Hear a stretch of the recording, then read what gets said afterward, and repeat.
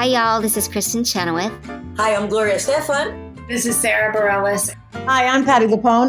This is Lin-Manuel Miranda. You're listening to the Broadway Podcast Network. Hiring for your small business? If you're not looking for professionals on LinkedIn, you're looking in the wrong place. That's like looking for your car keys in a fish tank.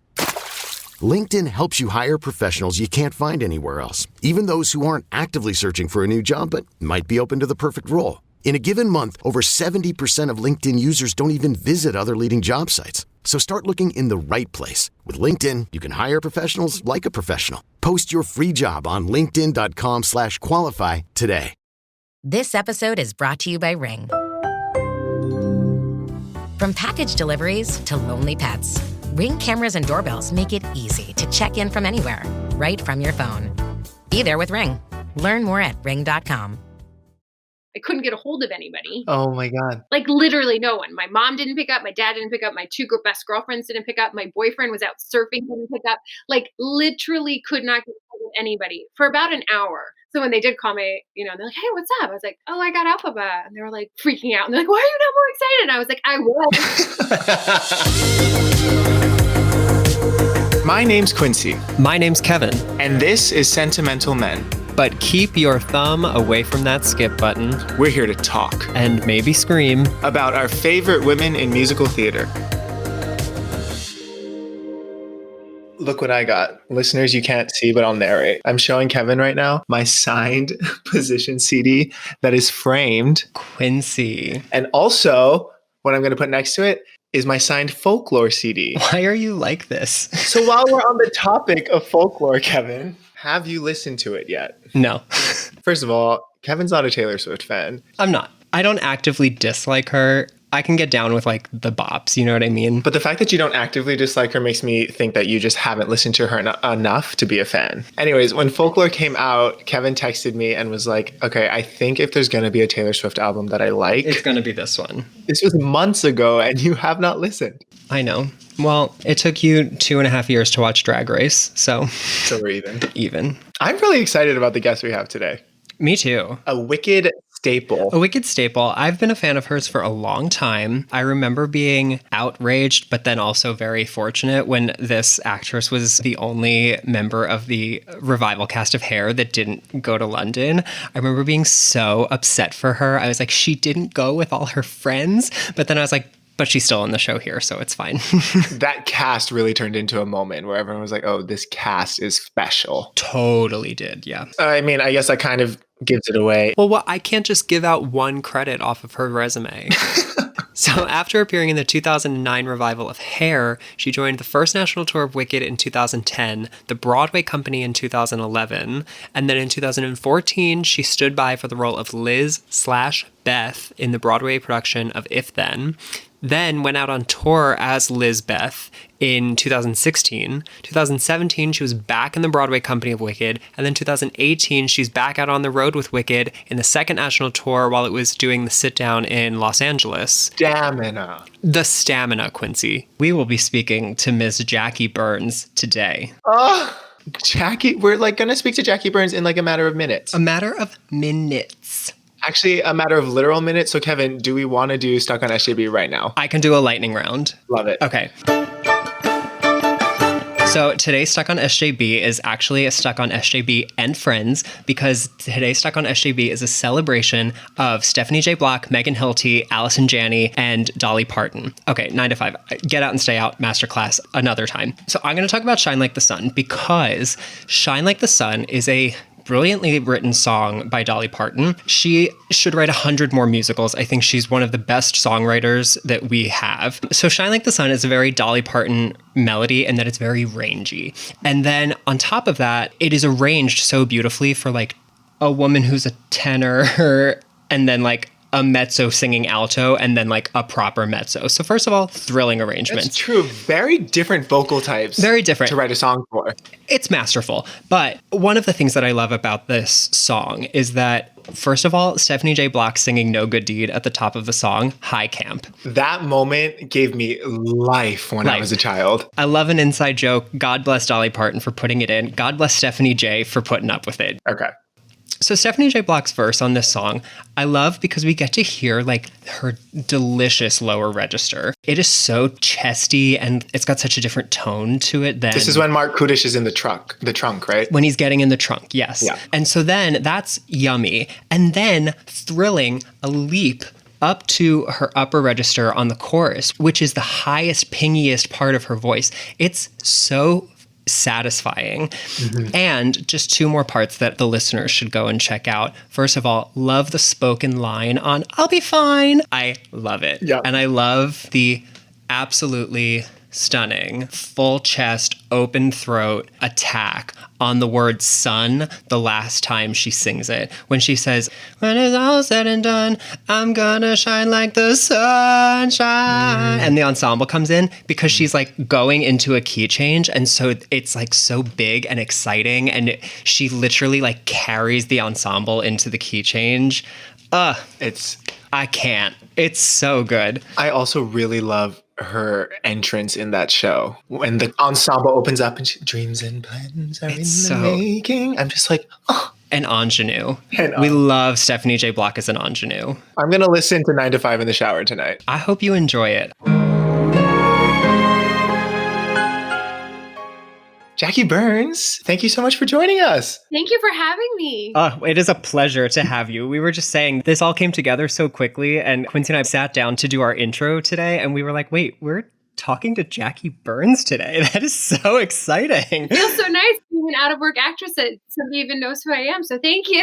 Oh my God. The people know. So I guess to start, as we start every episode, tell us about when Wicked first entered your life as a person, not as an actress, but when did you first hear about the musical Wicked? So this musical has had a huge effect on my life. My very first job out of college was Tokyo Disney in Japan.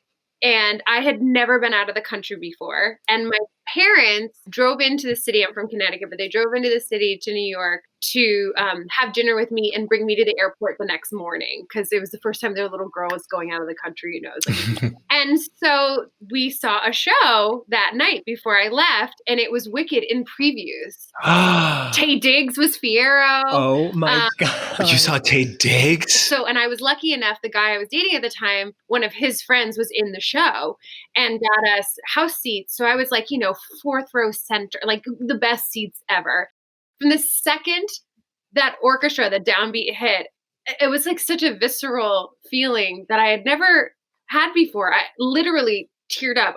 I just remember after Wizard and I was like, wait, what just happened? Like I had never seen an 11 o'clock number 5 minutes into the show. Do you know what I mean? Like, what did I just witness? That woman just did what? She's been on stage for 5 minutes. Because Wicked really raised the bar with like belting on Broadway. Oh my, literally, it hadn't been done like that yet. It was smack you in the face, smack your mama. Like, she's going to do that again? Are you kidding me? It was crazy. And then I remember, I don't know why she was crying, but Idina was crying at the curtain call. And like, she was holding hands, with Taye, like squeezing her hand. And like, you could see, because it was so close. It was just so like, I was like, I shouldn't be seeing all this. Yeah. And it was very emotional. And I just was like, God, that poor woman. What she just did was so I'd be crying too. That was insane. Yeah. And then I remember went to Japan. I was in the Broadway review encore.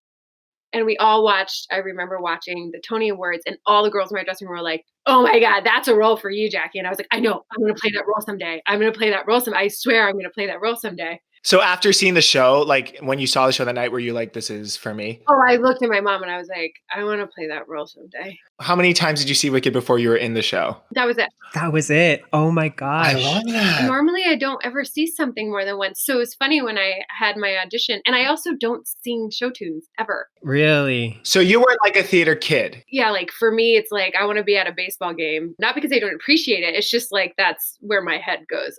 And so, yeah, like I appreciate theater and I love going to see it, but I'm not fanatical in that respect. Mm-hmm. My musical theater knowledge is not what it should be for someone who performs in musical theater. And I remember my agent, the first audition I got was for Oliver, and him being like, so sing something in the style of the show. And I was like, well, what's that?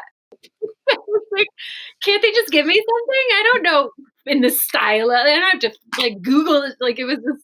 Wait, so you went to school for straight acting, was singing, like you knew you could sing, right? Yeah, I always felt like, and I think there's different schools of thoughts. I always feel like if you can sing, you can sing. And I've always been the type of singer that like, I don't really know, I guess like I just do it, right? For me, it's more born out of storytelling. It's because the story can't propel any further unless I sing about it, right? So for me, when I was thinking of going to school, acting was the most important thing for me because I think you can take voice lessons, but I think to have a solid acting foundation is so, so important. Did you train your voice at all, or is it just natural? Yeah, so I started taking voice lessons after I played Elphaba for a year, the tour, and when I went to Broadway the first time, I started taking voice lessons. You did a whole contract as Elphaba? I know, yeah. So How did you do that? it's more a mental thing, and I really think with Elphaba, it's such a like all of us girls, it's such a mental game that we play with ourselves of like you can go really crazy in that role. So for me, it wasn't that like my singing got exponentially better. It's like I like believed in myself in a way. I was like, oh, this is okay. Like I'm not hurting myself. Because you've heard so many horror stories. Like when I went in, I had heard so many horror stories like, oh, this girl, hurt herself or that girl. So I was like, oh God, I shouldn't be able to do this. I don't know what I'm doing, And then getting a voice teacher and studying with my voice teacher for the last 10 years,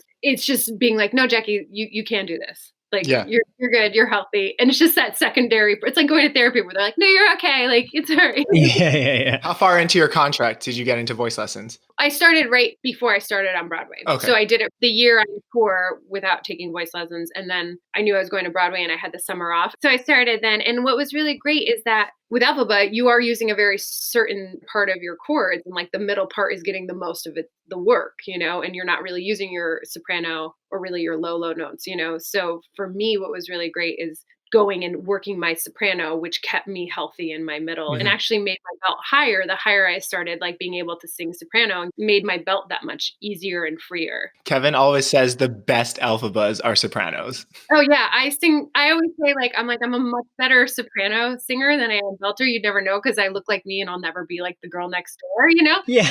But yeah, like I warm up on all soprano songs. Oh. That's so interesting. I love that. And what an interesting perspective to go through such a journey with your own voice after you had already done this role. And then you kind of went through this as you were doing it again. And then you came back to it later again. Oh my God. A big thing that changed, I think, my performance on a whole was like meditation and the fact that with Elphaba, what's so hard about her is that the second you walk into that theater, you sit down in that chair. And while everybody else gets to like kiki and walk around and like do their own makeup and have some time alone or whatever they want, just kind of live their best life, you are saddled to that chair. You have somebody in your face painting you. You have somebody, doing your hair. You have people coming in and out, giving you notes, stage manager and and then you go out on stage and then you're on stage the entire time, right? And then you get off Defying Gravity, you get out of the levitator, you basically get to pee and you sit back down in that chair for all of intermission and almost all of the first 10 minutes of the show getting re-green. You never have any downtime and you never have any time to yourself. And it's a lot of energy to take on. And I think what changed so much about my performance from when I went back is that I was mandatory that I had to have 2 minutes by myself before the show to sit and just meditate and breathe and harness my energy so that I was in control of the show rather than it like me just being on the ride and like holding on and hoping to like. And so it really made the whole experience so much more fun, where the first time I felt the show ran me and I wasn't able to quite get a hold on it. This time it was like, no, I had the show. So walk us through what your audition process was like the first time you got it. And then what like the aspects were the 2 other times you came back, 3 other times? 2. It's actually a really funny story with me with Wicked. So I was doing hair on Broadway and that was my Broadway debut. And I had just moved in with my husband at the time. We weren't married at the time, but like we had just moved in together and I was madly in love. And, Cute. And our original cast everyone was going to London and they were bringing in a new cast. And idiot that I was, I don't know what I was thinking, young Jackie, who's young in love, was like, no, I don't want to go to London. I'm just going to stay because I want to be with my boyfriend. I remember like being in high school when that happened and seeing that the whole cast went. And I think you and Jay did not. There was a few. Yeah, there was a couple. Yeah. But I remember being like, all their friends are going to London, like very teenage dramatic of me. And then 5 minutes later being like, but you know what? If I go back and see it again, that means that she'll be in the show. So it's fine. Oh, thank you. Still to this day, I feel like some of my best work was Hairs. Yeah, I loved that. I love the show. That production. It was so good. Well, I was an idiot and was like looking back, like I could have been in London and like on my day off, like gone to Paris for the day or like, what were you thinking? But I was an idiot. I was like, I don't want to leave my boyfriend. So I didn't want to leave. And then I was doing Smokey Joe's at Paper Mill Cafe at Paper Mill Playhouse. Yeah. At the cafe at Paper Mill Playhouse. Yeah. And my agents call me and they're like, hey, we have an audition for you for the understudy on the Wicked tour, the Elphaba understudy Wicked tour. And I was like, no, I don't want to go on tour. I don't want to leave. And they're like, okay. So I was like, pass. A week later, they call and they're like, okay, we have an audition for you for the standby Elphaba on the tour. And I was like, no, I don't want to leave. I don't want to go on tour. Wow, even standby. No, I was like, no. And then a week later after that, my agent calls and he's like, okay, I have an audition for the role of Elphaba on the tour and you are doing it. You are the biggest pain in my butt. Do not tell me because they won't see you again. I'm not turning down another audition. And little did I know, I guess the music director had seen me in Hair, and in Hair there was this little part at the end, the Flesh Failures, where you sing Face of the Dying Nation, and it's all like F's and like ridiculous. Yeah. And I sang that. So he was like, who's this girl over here belting like cues and why is she not coming in to play Elphaba? So I guess they had put in a request to see me and I kept being like, no, thank you. You know, like, I love that. who the hell do you think you are? And that's probably why I got it, because I didn't want to get it. You like didn't care. Yeah, it was like, I mean, I'm gonna go in an audition, but that's just because like you yelled at me and told me I had to, but like I'm not gonna do it. You know, Yeah. like I feel like that's kind of a common thread that we've heard so far is like so many of the successful auditions are people who went in and they were like, I don't care. They're not going to cast me in this. I'm just going in to sing the songs, like whatever. Yeah. When you have a job is the best time to be auditioning for other jobs. So I went on a Tuesday and then I had a callback on Wednesday, the next day. And then I had another callback on Friday. And then I had my final call on Monday. And each time it got like whittled down. So the first time I went in for Lisa, the associate director, and Craig Burns, the casting director. And then the next day I went in for Lisa and Craig and then Stephen Oremus. And I remember this was the funny thing, like Wizard and I, you only do from unlimited to the end. Mm-hmm. I remember singing it and then him coming over to the piano and be like, yeah, cool. So just a few notes. So like the next time you do it, you know, like, and I'm like, okay, next time you come in. And I was like, oh, well, that's a good thing. I'm coming back in. All right, great. But then he literally starts giving me notes and I'm not shitting you. By the time he finished, there were more notes than I had sung. On just the end of the Wizard and I? Yeah, just from unlimited to the end. And he could see my face and I was like, oh, okay. And he was like, but you're doing really well. You're like, am I? I don't think so, but okay. And then on Friday, I had just a one-on-one work session with Lisa in a room at Telsey where they was just like, okay, and then do this, and they're going to want you to do this, and like basically prepped me for Joe Montello and Steven Schwartz. And then on Monday, I went in the morning, and it was 3 of us. Were you invested by this point? Like, were you like, I want this? No, and I think that's why I remember I was reading an Us Weekly. Like I was so at it. I was like, but yeah, so I just remember sitting there, like reading my Us Weekly, and the 2 girls ahead of me went on. And then I was the last person and I went in, and then I got into the elevator with the girl that was my reader, and she was really sweet. And she just was like, you did really well. And then I got off the subway. It's like 20 minutes. And was like walking up the subway thing, and my agents were calling, and I was like, no way. 20 minutes? Like literally, yeah. And I was like, there's no way. And I picked up my phone and they were like, hey, Elphaba. And I was like, what? No. Yeah. And then that agent that was like, you're going in, I'm going to kill you. You're the biggest pain in the ass client I have. When they like then called like, you know, a week later with like the actual contract and like money and all that, it was for a year. And I was like, oh, I'm not doing that. Literally looking back at it, I'm like, what? And I was I'll do 6 months tops. I love this energy though. I'm trying to be like this in my day to day. I don't have it anymore. Now I'm like, Lisa, can I have a job? It was so funny. And my agent was like, they're not going to go for 6 months. It'll cost more money getting your costumes, and like it won't be worth, you know, with rehearsal. Rehearsal, you've never done the role before. Like, and at that point, you always stood by and then would get bumped up. They very rarely had a girl just go straight into the role. So like it already was like a big deal that I was going straight into the role. So he was like, enough. He was like, all right, I'll try for 9 months. And I was like, oh, fine. Jackie.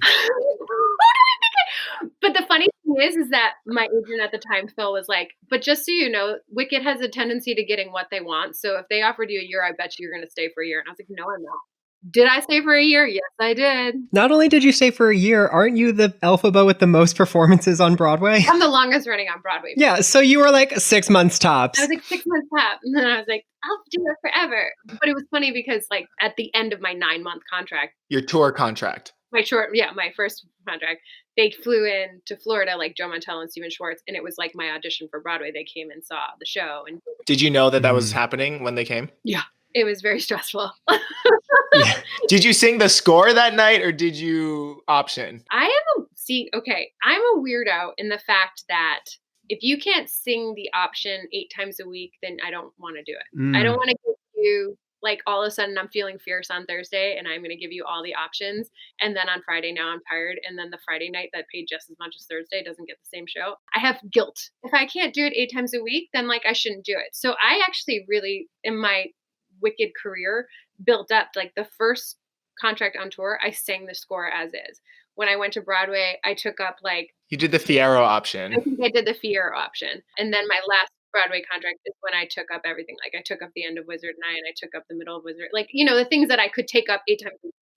And I also was very adamant about like doing 8 shows a week and not doing 6 or 7. Like I was like, I want to be able to, because that's just me as like a human. Like, no, I love that. Yeah. And that's the other thing. Like, that's why I've never been able to justify in my mind the end of Defying Gravity, although I glorify and love all of the witches that like do those fierce refs at the end because they are amazing. But my voice is very much run on acting.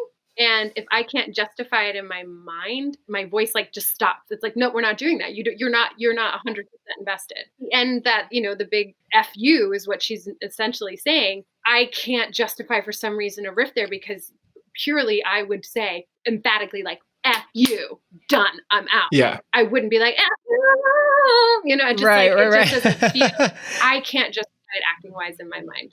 Yeah. So when you came back to Broadway and back to tour, were they just asks and you were like, yes, or did you have to re-audition? No, I never, thank God. But when I finished Wicked on Broadway the first time, I immediately then went into If Then, which David Stone, the producer of Wicked, who's like my biggest champion in like my career is because of him. And so I went and did If Then. Again, I didn't want to go on tour. And he was like, oh no, Jackie, you're doing the tour. He was like, I'm having Idina do the first 3 months and you're doing the last 7 months. And I was like, no, I don't. And he was like, no, you're doing it. Like, it's just, I was like, okay. And also it was very sweet because David had thought that If Then would be like another Next to Normal and have like, that kind of run. So in his mind, he already, like, I was going to replace Idina, period, on Broadway and take over the role after her. So when that didn't happen, it was very much in his mind. He was like, okay, you're playing the role, though. So, right. Like, we have to get you in there. Yeah. It was so lovely. That's so nice. And then when I got back, that's when I went back to Wicked. Which was that like an exciting thing to do? You know what? I honestly, it was really funny because speaking of Elphaba, I had gone and seen Sunday in the Park with George with my friend Teal Wicks.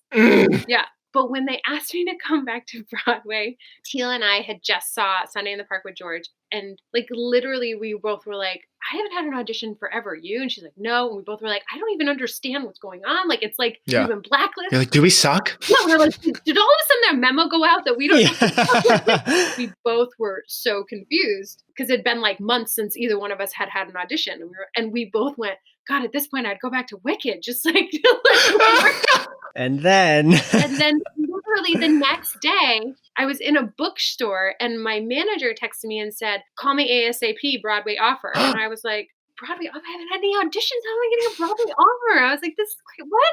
And she's like, Jack. And I was like, yeah. She's like, so Wicked called. And I immediately got like the hot and pricklies in the back of my neck. I was like, huh? You're like, She's like, and they want you to come back. And no witch has ever been back to do a full contract ever. Right. Oh, really? Yeah. Glindas have come back to do like Right. full contracts, like done like, you know, year contracts, but they've never had an Elphaba. So in my mind immediately went to, they like, sometimes they need like a tweener, like if they're like have another coming in, but Right. it's like a 2-month, And I was Yeah. like, okay, for how long? And she was like, a year. And I was like, what? No. I was like, no. But the caveat was they wanted me to be the face of Wicked. She Right. was like, so the reason they want you to come back is that they're going to film 2 commercials that are going to last, run the next 10 years. They're going to do all new B-roll. They're going to do all new press shots. And David wants you to, be the face of Wicked. Yeah. I was going to say, we all grew up with that Stephanie J. Block commercial that is playing in the lobby of the Gershwin. And like, you To are going this to day. be that. Yeah, to this day. But like, you are going to be that for like a whole new generation of Wicked stans. Yeah. Which is like, come on. That's so special. Come to find out that they had been working on this commercial, these 2 commercial storyboarding and working on it for the last 2 years and like been discussing who they wanted to like. So it was very like, super flattering that like, he honestly wanted me to be That's crazy. like, never in my wildest dreams did I think I'd be playing this part. Like I dreamed about it.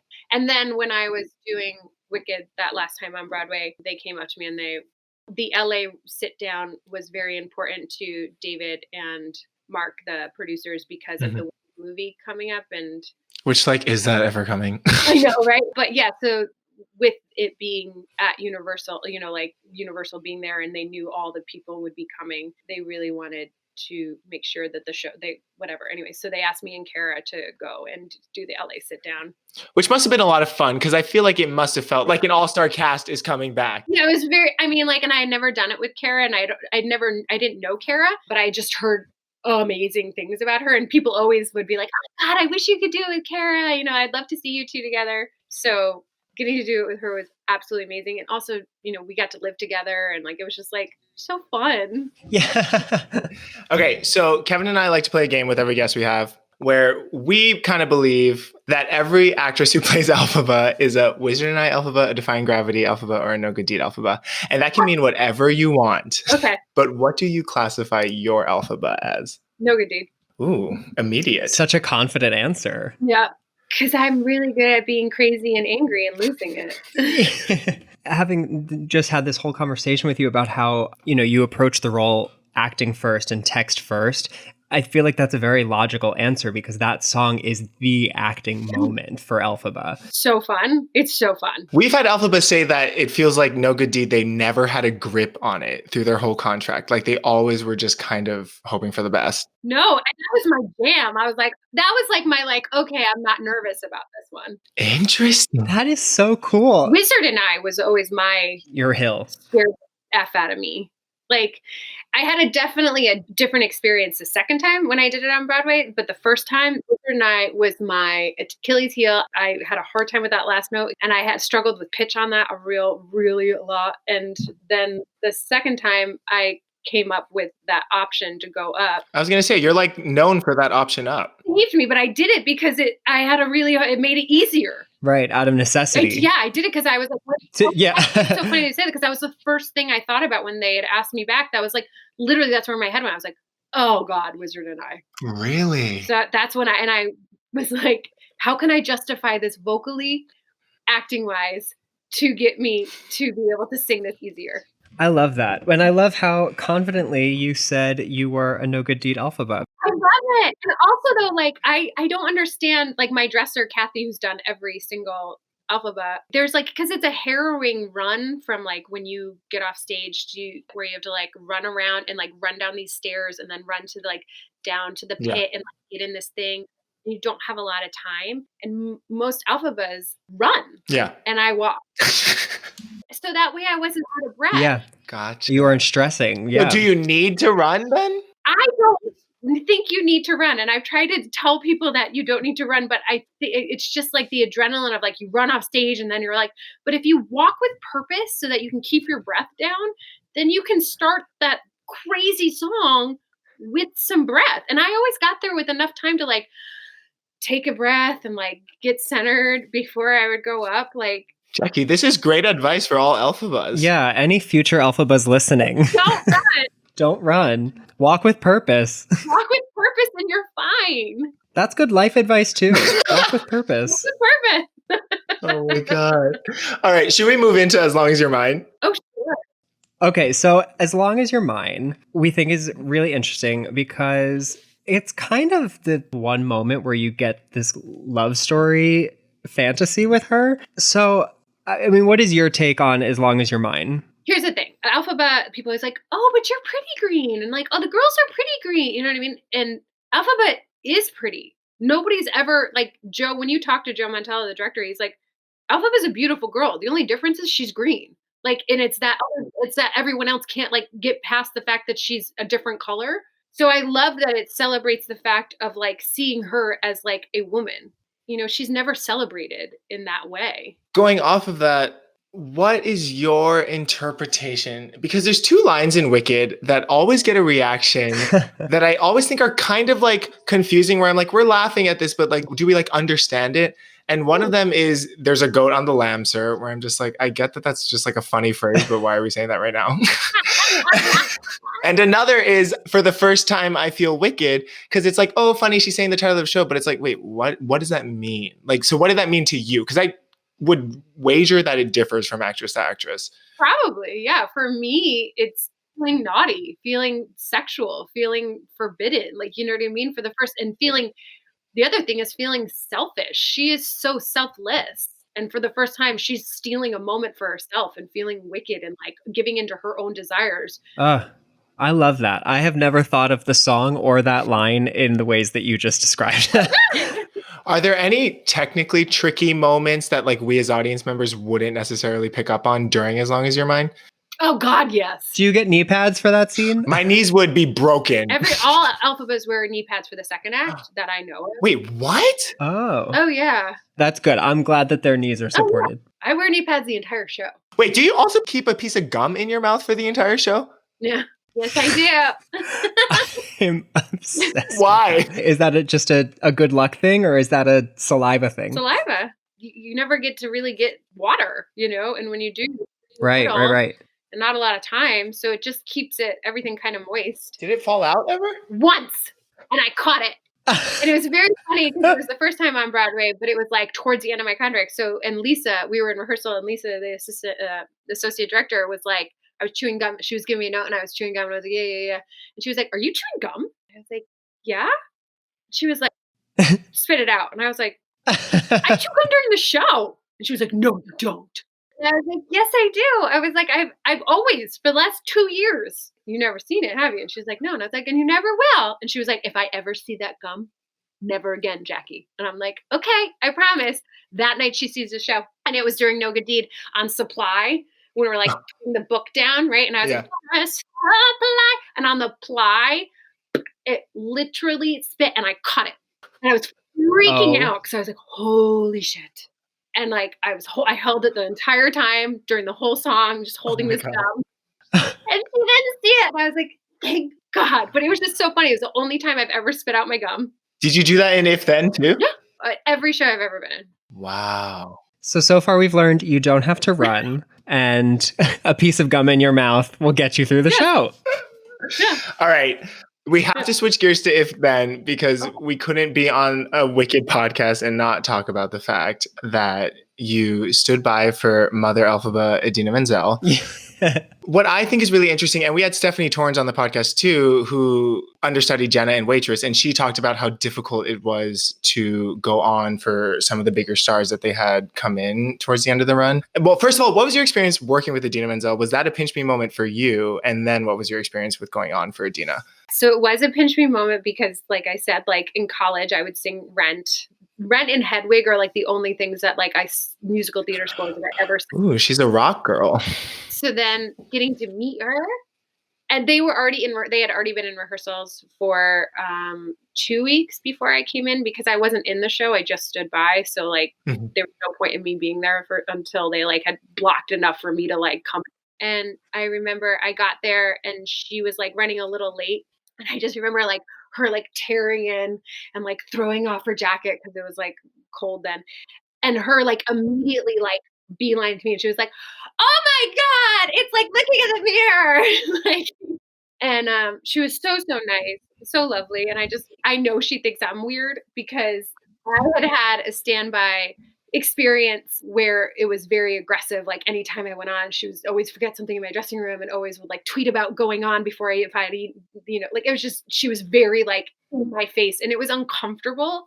And I was like, I will never be that kind of standby. You won't even know I am there unless I have to like, you know what I mean? Like I'm just going to like blend into the shadows. And then if you need me, I will appear and then I will leave. I will put my gum in and I will do the show.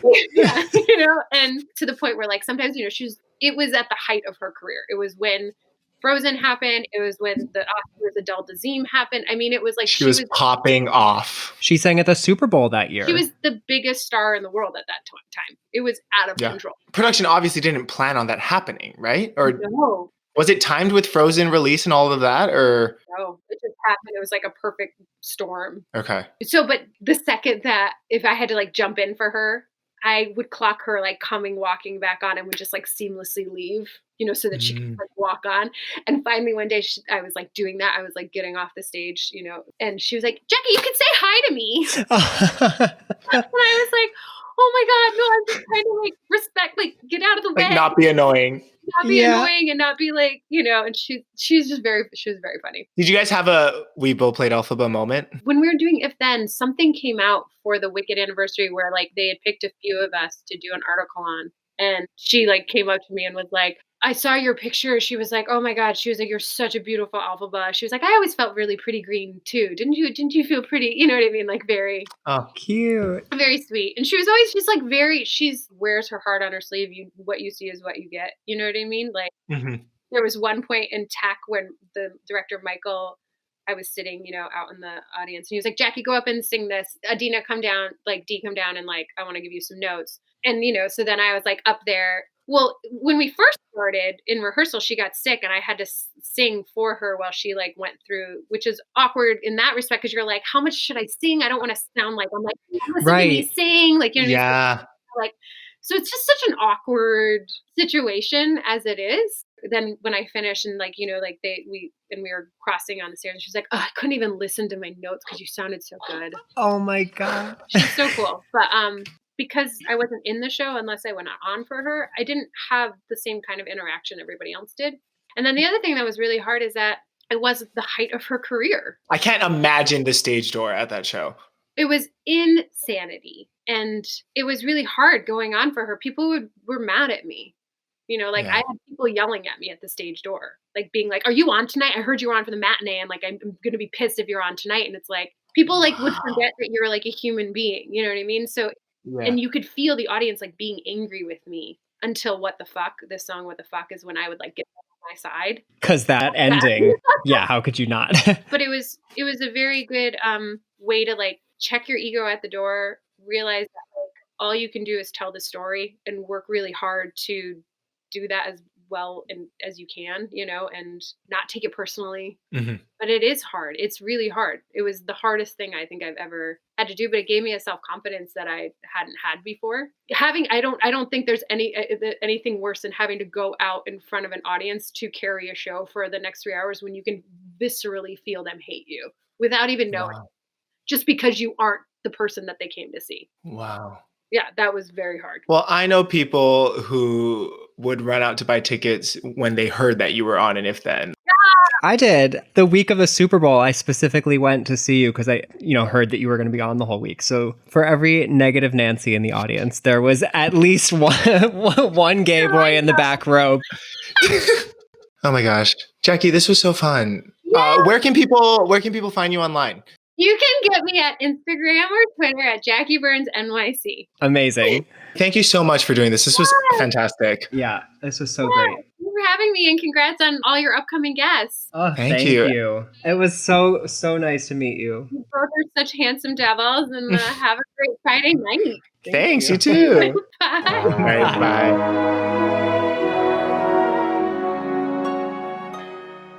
So, first of all, before we get into everything we just learned, I would just like to thank Jackie Burns for calling us handsome. Kevin, my heart skipped a beat when she said that. I have not had flutters over a woman since middle school. What was the one thing she said that had us both shook that we didn't know? Oh, I didn't know that Elphabas wear knee pads all of Act 2. I didn't know that, but I'm happy to have learned it. Definitely. It makes sense. As somebody with the knees of a 107-year-old man, I worry about those poor actors every time because they're kneeling and they're on a raked stage. So they're kneeling and one knee's higher than the other. Their hips are probably No, I can't even kneel the way they kneel in As Long As You're Mine as like a person. No. So. Okay, I also really loved, I think that As Long As You're Mine at face value, it's easy to write it off as like, we're doing a musical, we gotta have a love ballad. I guess we'll just have Elphaba and Fiyero sing it, right? Like, Glinda and Fiyero do not get the love ballad. Obviously. But you know what I mean? Like, there's no love ballad in Act 1. Yeah. But what I thought was really interesting was that when we asked her, like, to her as an actress what the meaning of that song is, it was all about Elphaba. She didn't say like it's a love song. She's like, it's a song about Elphaba being celebrated as a woman and a partner and a human being, which I love that take on it. And it was great to hear. I mean, you guys aren't hearing this in order, but we just recorded our episode with Emma Hunton, who also approached Elphaba from a very acting first standpoint. And so to hear Jackie also say that even when it comes to vocals, she's like, if I can't justify from an acting perspective, I don't want to do it. And I also love that she was like, I'm not going to option up a riff unless I can do it 8 times a week. I love the consistency of the vocal choices. Yes. And I also love that, I think that some people, when you ask them about riffing, they're like, no, I sing the score because that's what it is. But I've never heard somebody say, I don't riff because I can't, or I don't want to riff in the event that I can't maintain it 8 shows a week. I've like never heard that be the reason before. And so I thought that was super interesting. Because it's not like Jackie Burns doesn't riff or option up, but it's just knowing. We've heard it.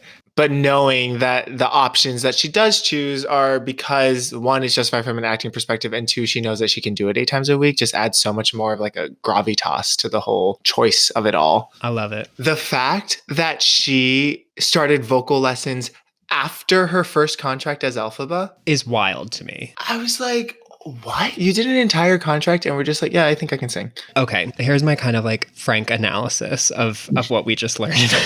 Ladies and gentlemen, please welcome to the stage, Frank Analysis. Guys, Frank Analysis used to be like the tagline for this podcast when we were workshopping this. Yeah, but they get it because it's a lyric in Wicked. Oh, that's true too. They're going to understand. Okay. They'll get the joke. Got it. Did you get the joke when it was a tagline? I guess not. It's because it's in a Glinda song, so you haven't listened to it since 2004. Literally, the last time I listened to Popular, I couldn't tell you. Literally on the train today, I listened to it. All right. Anyways, but continue. I was taking notes for what? For Glinda's Corner, for our podcast. I forgot we do that. Oh my God. I wish we would have asked Jackie if she considers herself an actor who can sing. Just from what she was saying, is she comes from everything acting first. And as you just said, she did not start training her voice until she was already into her career, which is so funny because I feel like the perception of her is like she has this stupid, inimitable voice that is like a superhuman, crazy thing. Yeah. The song she was talking about in If Then, the what the fuck, the ending of that is, I heard her do that live and it brought the house down. But then to hear her be like, oh yeah, like singing's kind of like the second thing I think about when I'm like, what? Because I feel like in her career, she's been slotted into this role of like, you are a beltress. We want you for your vocal cords. So I actually really loved that she had the opportunity to talk about like the acting of it all, Me too. Oh God. I'm really happy about that interview. I thought it was great. Thank you, Jackie, for coming on. Kevin, I think it's time for Kevin's Glinda Corner. Woo! I'm literally, guys, listeners, I pulled up my phone. Quincy literally just took his phone out to scroll to doom scroll while I do my contribution to this show. I'm sorry. That's funny. I didn't mean to do that on purpose. I know. I'm not mad. I think it's funny. Okay. So as you may remember, Quincy, Glinda's contribution to As Long As You're Mine is, I'm not that. But it's such a weird note to make Glinda sing. And so I got thinking about that and I'm like, wow, Kristen Chenoweth has that note, but also has like the like tap up at the end of No One Mourns the Wicked note. And so I have decided, Quincy, that this is going to be the episode where I gush about Kristen Chenoweth. Oh, I'm excited for this. I feel like we've been building up to this offline. I think we've been building, and it's like we're going to have enough to talk about next episode with, I just think this is the moment. So the role of Glinda is, I think, very difficult to fill from a casting perspective for two reasons. Number one, Kristen Chenoweth's charisma cannot be duplicated. Sure. And number two, Kristen Chenoweth has a remarkably large vocal range and impeccable technique. And so as the show was being written, it's like, oh, you want to write a comedy song where she yodels? Yeah, Kristen can handle it. And then every other Glinda that follows is like, I have to do what, and also then what? Do you think that's a thought when they're creating a show where they're like, is this sustainable for other actresses down the line? I don't think, I mean, I'm sure to a certain degree. I don't mean to say that like no other actress has had like the range or the technique, but it's just like the bar is set so high because Kristen Chenoweth is such a spectacular force of musical theater. But what really impresses me is, like I said, she has this fantastic technique because she has a degree in opera performance. She has a degree in musical theater too, but she is a trained opera soprano. And like you brought up with Jackie, it's like I really do think that like the best singers are the ones who have that technique up in those high places. And so I would just like to point out like a couple moments of Kristen Chenoweth that I really love. And I encourage you listeners to listen along and come on this journey with me. I'm actually in for the spiel. What a nice change. Okay, so the first thing that I would like to mention is in No One Mourns the Wicked, what a delicious, crystal clear tone she has in that song. I mean, it is like so pingy and delicious and so good. Specifically, I love the way she sounds on the lyric "outlive a lie" because she says like "outlive a lie." It's like 4 syllables, the word lie, but each one is placed so impeccably. But then when you get to the end, when she's like, "Goodness knows," can you believe that's the same fucking person that's singing "I'm not that girl"? Wow. And then I have one more part to point out, if I can. I mean, what a Glinda corner, guys. What a Glinda corner. The last little bit that I want to suggest our listeners go and check out is the entirety of Popular. And what I would like to say about Popular is that I feel like we do a lot of talking about how altos and belters navigate their break. We never talk about sopranos navigating their break going into the lower parts of their register. And the way Kristen Chenoweth navigates her break in Popular is a masterclass, and it is so enjoyable if you're the 4 people in the world who enjoy things like this.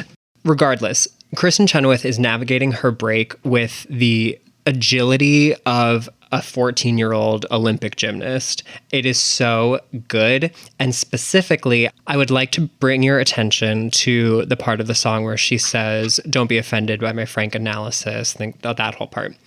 All the way up to, "There's nobody wiser, not when it comes to." That whole chunk, she is placing her voice in a different way, like every 5 words. It's such a good example of technique in that technique is duplicating the process, not the result, right? And so it's like Kristen Chenoweth, she's probably not even thinking about that. You know what I mean? Like she wasn't in the studio recording the cast album being like, okay, and on the word frank analysis, I'll put it here. And if I do it this way, she just sings and it happens, I would imagine. Yeah. Because the technique is there. Much like Jackie Burns. She can like Jackie Burns. Okay, look at me tying this whole episode together. The same way that Jackie Burns can like throw a piece of gum in her mouth and do no good deed because she knows it's going to be there. Because wild, Kevin? It's what, and I loved hearing her say too that she was like, yeah, like I know the voice is going to be there because I know that I'm justifying it as an actress. Remarkable. Spoiler alert, it does not work that way for anybody else, but I love that it works for her. Yeah. And the same thing is I love that like Kristen Chenoweth can just throw herself around and be like goofy Glinda because those impeccable chords are just there carrying her through. Yeah. No, I mean, you're absolutely correct, Kevin. And Kristen Chenoweth is a talent above all talent. Above all. I will give you above that. All else. I will give me that. I have a signed Kristen Chenoweth record in my living room right now. See? So as much as I'm not a Glinda girl, I am very much a Glinda girl.